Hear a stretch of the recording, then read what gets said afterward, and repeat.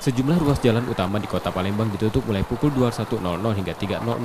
Penutupan untuk mengurangi mobilitas kendaraan dan orang di kota ini yang berstatus zona merah COVID-19. Selain kawasan POM 9, penutupan jalan dilakukan di persimpangan kawasan Kambang Iwa Palembang yang bersifat sementara dan dapat berpindah di tempat lain. Sesuai evaluasi setiap proses operasi pembatasan, kawasan yang ditutup itu juga terletak di kecamatan yang berisiko tinggi. Namun beberapa jenis kendaraan masih diperbolehkan lewat, seperti orang yang berdomisili di jalur jalan yang ditutup, kendaraan dinas instansi terkait, ambulans, dan angkutan ojek daring. Awalnya pembatasan jalan akan dilakukan di 3 ruas utama di Palembang, salah satunya Jalan Jenderal Sudirman.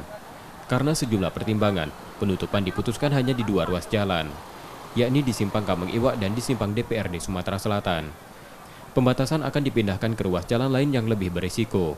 Evaluasi dari proses pembatasan mobilitas akan dilakukan setiap 3 hari.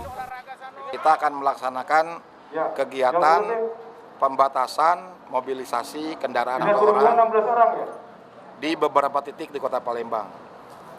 Pelaksananya dimulai pada malam hari ini, pukul 9 malam atau pukul 21.00 sampai pukul 03 pagi.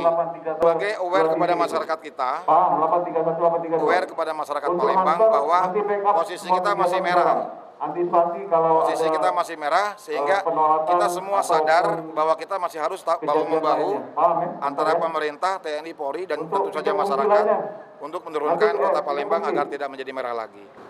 Pembatasan mobilitas tersebut juga untuk mengingatkan warga Palembang tetap waspada dan sadar saat ini daerahnya masih berstatus zona merah COVID-19. Muklas Diferensial Sigma di Pohan, Kompas TV, Palembang, Sumatera Selatan.